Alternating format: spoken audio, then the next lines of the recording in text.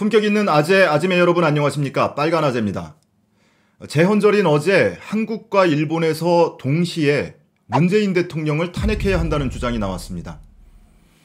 최근에 이런 음모론 비슷한 얘기가 많이 돌고 있죠.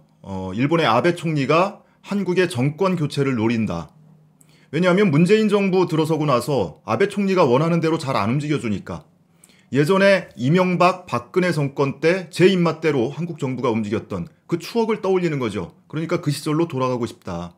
그리고 문재인 정부가 남북 간의 화해 무드, 북미 간의 화해 무드를 조성하면서 일본 정부 아베 정권이 추진하고 있는 일본 헌법 개정에도 걸림돌이 되니까 한국 정권 교체를 노리는 것 아닐까. 그를 위해서 우선은 한국의 경제에 타격을 주고 그래서 민심이 악화되고 내년 총선 때 민주당의 힘을 빼고 그를 기반으로 해서 2년 3년 뒤에 대통령 선거에서 본인들이 원하는 본인들 입맛에 맞는 정권으로의 교체를 기도한다. 뭐 이런 논리였습니다. 그런데 최근에 어제 나온 상황들 또 최근의 상황들 지켜보면 이게 2, 3년 뒤에 대통령 선거 때 정권 교체를 노리는 것뿐만이 아니고 슬슬 조기 탄핵을 군부를 떼는 것 아닌가 이런 의심이 듭니다. 실제 그런 사례를 한번 함께 지켜보시죠. 보시는 화면은 어제 일본의 후지TV 논설위원이 방송을 한 장면인데요. 일본 후지 뉴스 네트워크라는 유튜브 채널을 통해서 확인을 했는데 내용은 이렇습니다. 일본의 확고한 태도에 한국 경제계 사람들은 문재인을 자르는 것밖에 방법이 없다고 한다. 이렇게 시작을 합니다. 그러면서 일본 정부 관계자 말을 빌려서 이번에 반도체 재료 제재보다 더 심한 제재가 아주 많이 남아있고 그 제재를 가하게 되면 한국 경제에 더 큰 타격이 될 거다.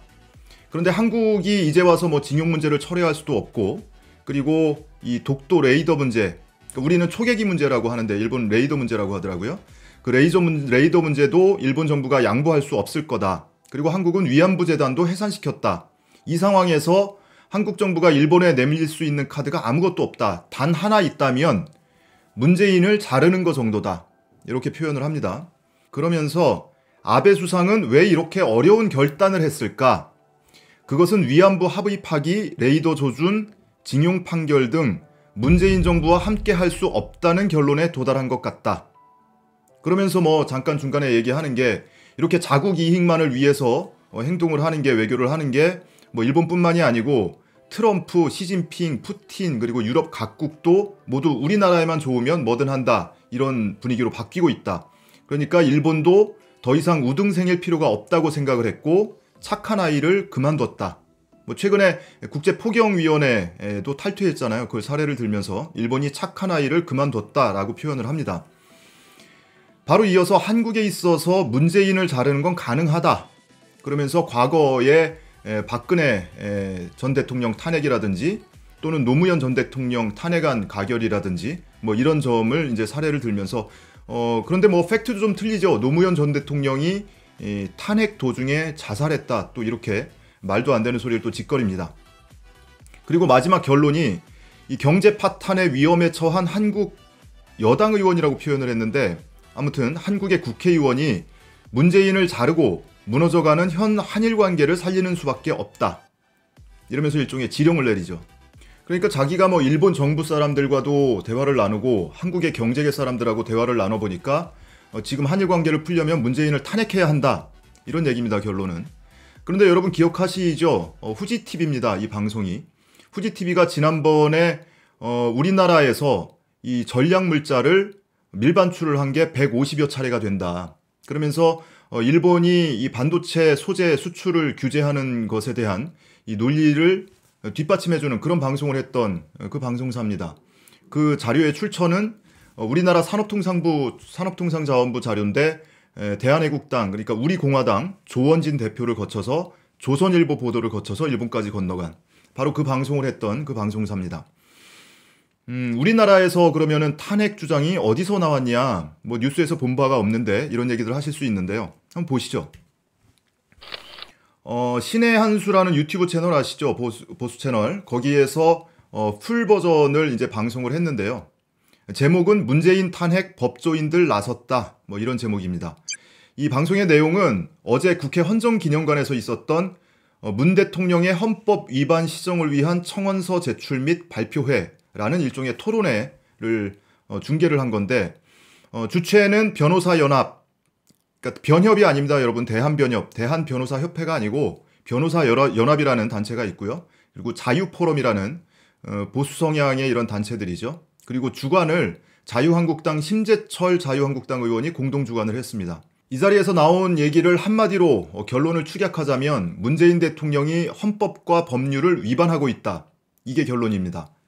여러 가지 얘기가 나왔는데요. 뭐 각 분야에 무슨 외교 안보, 교육, 그리고 언론 뭐 등등 자칭 전문가들이라는 사람들이 이제 나와서 얘기를 했는데, 그 논리의 전개는 이렇습니다. 문재인 대통령이 자유민주주의를 부정하고 있고, 그리고 북한을 이롭게 하는 이적 행위를 하고 있다. 그리고 국정 역사 교과서도 제 멋대로 폐기를 했다. 법적 절차도 지키지 않았다. 그리고 언론을 장악하고 있고 유튜브를 탄압하고 있다. 뭐 이런 논리 전개가 쭉 이루어집니다. 그리고 특히 최근에 이 문제가 되고 있는 한일 간의 이 갈등 문제, 그 촉발이 됐던 강제징용 배상 판결 문제, 이것도 문재인 정부가 초래한 거다. 그렇게 유도한 거다. 이런 논리를 전개합니다. 이 중에 참석자, 토론자 중에 한 분의 발언을 인용을 해서 말씀을 드리자면, 문재인 정부가 대한민국 자유민주주의 정통성을 부정하고 있고 헌법 수호 의지가 없다. 이렇게 못을 박습니다. 그리고 각 분야의 헌법 위반 사례를 종합하면, 물론 이제 그 토론자 말고 각 분야의 이제 토론자들이 있으니까 그걸 다 종합하면 현 정권의 헌법 위반 사유들은 충분히 인정될 것이다. 이렇게 얘기를 합니다. 탄핵해야 된다. 말만 안 했지 사실상 내용은 탄핵감이다. 탄핵해야 된다. 뭐 이런 얘기를 하고 있는 거나 마찬가지입니다.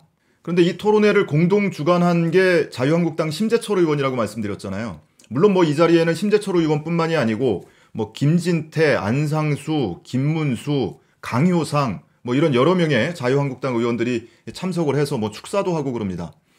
그런데 이 심재철 의원이 오늘 자유한국당 회의에 참석을 해서 이 어제 토론회에서 나왔던 얘기랑 비슷한 얘기를 또 논리 전개를 합니다. 그러니까 박근혜 정권 때 이 대법원이 강제징용 배상 판결을 앞두고서 이 판결을 하지 않고 6년 이상을 질질 끌었잖아요. 그걸 얘기를 하면서 그 이유가 행정부의 입장을 듣고 사법 자제를 한 거다.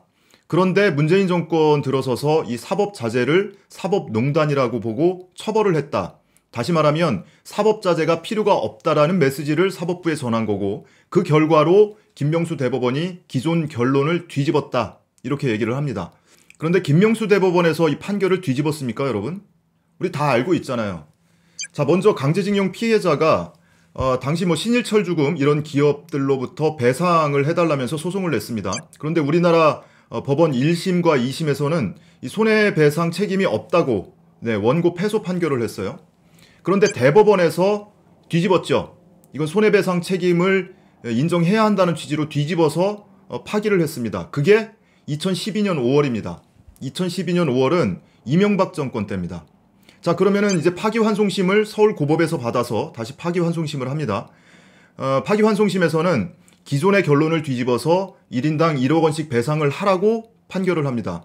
그게 2013년 7월 박근혜 정권 때입니다. 박근혜 정권이 2013년 2월에 출범을 했으니까 박근혜 정권 때 서울고법에서 재판을 그렇게 한 겁니다. 그리고 6년여를 질질 끌다가 최근 들어서야, 작년에서야 그 결론을 그대로 인용을 해서 배상 판결, 확정 판결이 나온 겁니다. 뒤집었다면 이명박 정권 때 뒤집은 거고, 박근혜 정권 때 양승태 대법원에서 뒤집은 겁니다. 자, 여기까지 살펴보면 이들은 정말로 이 한국 정부의 정권 교체를 대선 때까지 보고 있는 게 아니고 그 전에 조기 탄핵이라도 할 요량이구나, 그 군부를 떼고 있구나, 이런 의심을 지울 수가 없습니다.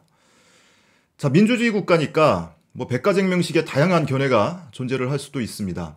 그런데 하필 다른 사람도 아니고 대한민국 국회의원이 국회에서 토론회를 열면서 그런 주장을 힘을 실어주고, 그리고 같은 날 재헌절에 일본 방송에서 그 대통령을 탄핵하는 이런 주장이 나오고, 뭐 이해가 일치하니까 서로 뭐 주고받는 말 없어도 그냥 이심전심으로 각자 그런 주장이 나오는 겁니까? 자, 그렇게 일본의 고개 빳빳한 문재인 대통령의 마음에 들지 않으면 좋습니다. 한번 탄핵안 발의해 보시죠. 어떻게 되나 한번 봅시다.